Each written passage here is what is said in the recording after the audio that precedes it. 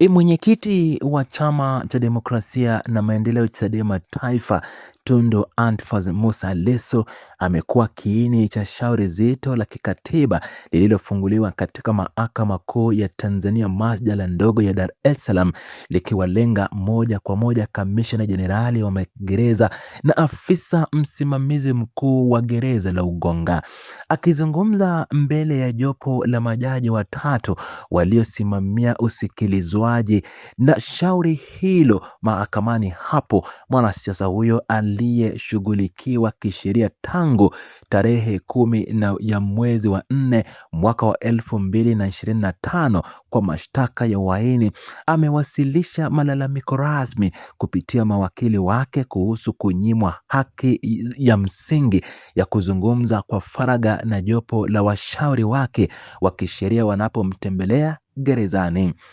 Shauri hilo la kikatiba lililofikishwa mbele ya majaji Amir Mruma, Daktari Angelo Rumesha na Daktari Everest Longopa liliwasilishwa rasmi mahakamani hapo na mawakili wake wanaojumuisha Kulo William, Maduhu Nashan na Paul Kisabo, wakimpinga vikali vitendo vya mamlaka za magereza kukiuka misingi ya kisheria inayompa mtuhumiwa uhuru wa kuonana na mawakili wake bila kuwepo kwa usimamizi au ufuatiliaji wa karibu wa maofisa wa magereza. Katika maelezo yaliyotolewa mbele ya mahakama hiyo, mawakili hao walieleza kuwa ukosefu wa faragha katika gereza la Ukonga jijini Dar es Salaam unadhoofisha kabisa haki ya mshtakiwa ya kujitetea kwa ufanisi katika kesi inayomkabili ya uhaini, huku wakisisitiza kuwa sheria za nchi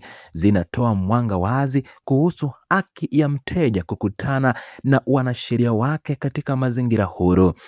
Tundu Antiphas Lissu, ambaye mbali na kuwa mwanasiasa mkongwe pia ni wakili na mwanasheria wa kujitegemea aliyejipambanua kwa kusimamia kesi mbalimbali za kisheria na kikatiba kabla ya kukabiliwa na mashtaka hayo mazito ya uhaini. Anajitetea mwenyewe mahakamani huku akisaidiwa na jopo hilo la mawakili walioteuliwa kumsaidia kufanya tafiti za kina na za kisheria na kukusanya nyaraka muhimu za utetezi wakati akiendelea kushikiliwa korokoroni. Uwepo wake kama mwanasheria unampa uelewa mpana wa sheria na taratibu za mahakama, jambo ambalo linamfanya kufuatilia kwa karibu kila hatua inayochukuliwa na mfumo wa sheria nchini, kuanzia taratibu za uendeshaji wa mashauri hadi usalama wa haki zake za msingi za kisheria ndani ya gereza hilo kubwa la Ukonga. Kesi ya uhaini inayomkabili mwanasiasa Tundu Lissu imekuwa ikifuatiliwa kwa karibu na wadau wa siasa, sheria na haki za binadamu ndani na nje ya mipaka ya Tanzania, kutokana na uzito wa tuhuma zenyewe na nafasi kubwa anayoshikilia katika ulingo wa siasa za upinzani nchini. Tangu alipofikishwa kwa mara ya kwanza mahakamani na kuwekwa chini ya ulinzi mkali wa magereza, amekuwa akitumia kila fursa inayojitokeza wakati wa usikilizaji wa kesi yake kuwakumbusha majaji na viongozi wa mahakama kuhusu changamoto anazokutana nazo gerezani, ikiwemo vizuizi vya mara kwa mara vinavyowekwa na maofisa wa magereza wakati wa maandalizi ya utetezi wake, ambapo pamoja na timu yake ya wanasheria wanaomsaidia katika uchunguzi wa sheria. Mchakato wa kisheria ulioanzishwa na mawakili hao unalenga kuweka sawa misingi ya kikatiba inayotambua haki ya mawasiliano ya siri kati ya mteja na wakili wake, jambo ambalo ni nguzo kuu katika utoaji wa haki nchini na kote duniani. Katika mazingira ya kawaida ya kisheria, mfungwa au mahabusu anayekabiliwa na kesi ya jinai ana haki isiyopingika ya kushauriana na wanasheria wake bila kuwepo kwa ufuatiliaji unaoweza kuhatarisha usiri wa mawasiliano yao, kwani kufanya hivyo kunatoa mwanya wa kuingiliwa kwa mkakati wa utetezi na kuwanyima washtakiwa fursa ya kujitetea kwa uhuru kamili mbele ya sheria.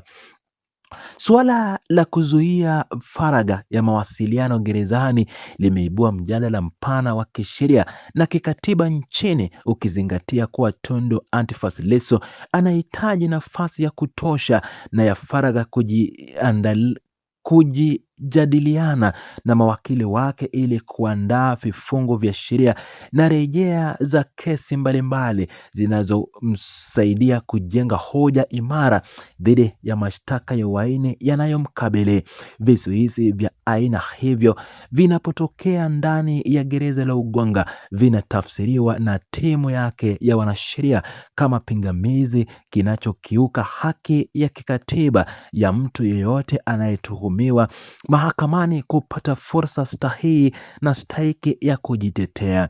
Hatua ya mawakili Kulo William, Madohu Nashan na Paul Kisabo kufungua shauri hilo la kikatiba dhidi ya kamishna jenerali wa magereza na afisa msimamizi wa gereza la Ukonga unaonyesha jinsi timu ya wanasheria inavyosaidia kiongozi huyo inavyotumia mbinu zote za kisheria kuhakikisha kuwa sheria inafuatwa bila kuchepuka. Wanasheria hao wameainisha wazi kuwa kutengwa kwa mazingira huru ya faragha hakumdhuru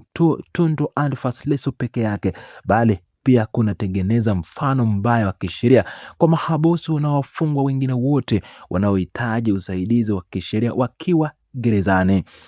Majaji walioteuliwa kusikiliza shauri hilo akiwemo Jaji Amir Mruma, Jaji Daktari Angelo Rumesha pamoja na Jaji Everest Tolongopa wanabeba dhamana kubwa ya kutoa mwelekeo wa kisheria utakaofafanua mipaka ya mamlaka ya magereza, haki za mahabusu wanapokutana na mawakili yao. Majaji hao watatu walio na uzoefu mkubwa katika masuala ya kisheria na kikatiba wanasimamia shauri hili ambalo matokeo yake yatakuwa na athari za muda mrefu katika mfumo wa uendeshaji wa makosa ya jinai na ulinzi wa haki za binadamu nchini Tanzania. Mbali na kuwa mwenyekiti wa chama kikuu cha upinzani, Tundu Antiphas Lissu amekuwa sauti kuu katika kukosoa taratibu mbalimbali za kisheria zinazotumiwa na vyombo vya dola, na kufungulia kwa ushauri hili ni mwendelezo wa msimamo wake wa kupinga kufutwa kwa katiba na sheria za nchi bila kujali mazingira aliyonayo gerezani. Uwepo wake gerezani tangu tarehe 10 ya mwezi wa 4 haujazuia harakati zake za kisheria, bali umeongeza umakini wa umma katika kufuatilia jinsi mfumo wa mahakama unavyoshughulikia kesi za kisiasa na haki za binadamu. Uamuzi wa Mahakama Kuu kuhusiana na shauri hili la kikatiba unatazamiwa kuweka alama mpya katika tafsiri ya sheria za magereza na haki za wafungwa na mahabusu nchini Tanzania, hasa kwa wale wanaokabiliwa na mashtaka mazito ya kulinda usalama wa taifa na uhaini. Viongozi na wafuasi wa Chama cha Demokrasia na Maendeleo wamekuwa wakifuatilia kwa karibu sana mienendo ya kesi hii, huku wakisisitiza kuwa haki za binadamu na usawa mbele ya sheria vinapaswa kuweka kipaumbele cha juu bila kujali msimamo wa siasa au aina ya mashtaka na yanamkabili mtuhumiwa yeyote yule anayeshikiliwa na vyombo vya dola.